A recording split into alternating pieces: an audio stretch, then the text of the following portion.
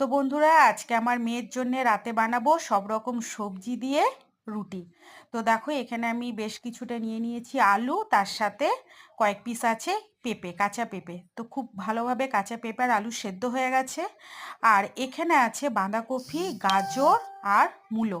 তো একদম আমি মিহি মিহি করে নিয়েছি, মানে যেন জলদি ওর হজম হয়ে যায় আর কি। দানা দানা থাকলে হজম হতে একটু দেরি হয়। তো একদম আমি মিহি মিহি করে নিয়েছি।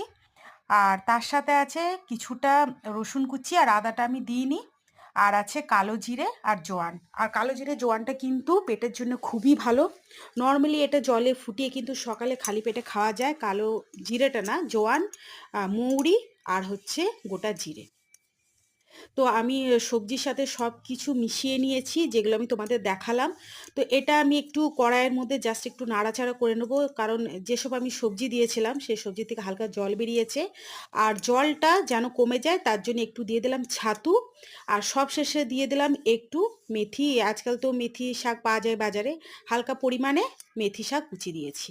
আর দেখো, এখানে আমি নিয়ে নিয়েছি কিছুটা আটা আর কিছুটা রাগি আটা, মানে 250 আমি নিয়েছি নর্মাল আটা, আর 100 গ্রাম রাগি আটা। আর রাগি আটাটাই ডাক্তারে খেতে বলেছে, কিন্তু আমার মেয়ে মানে রাগি আটা পুরোটা যদি আমি রুটি বানাচ্ছি তো খেতে পাচ্ছে না। তো সেই কারণে ওর সাথে একটু আমি নর্মালি যে আমরা আটা খাই সে আটা আমি তার সাথে মিক্স করে খুব ভালোভাবে মেখে নিয়েছি।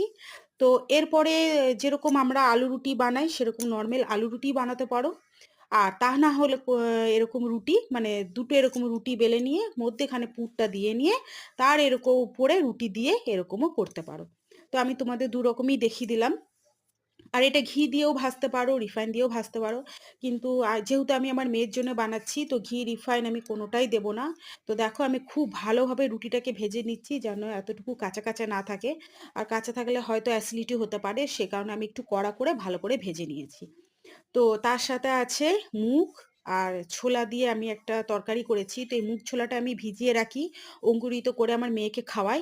আর এরকম আমার মেয়ে ঘুগনি খেতেও ভালোবাসে। তো এটা একদম তেল মশলা কম, জাস্ট দুদানা আমি রসুন কুচি দিয়েছি আর নুন আর হলুদ দিয়ে করেছি, ঝাল কিন্তু একদমই নেই।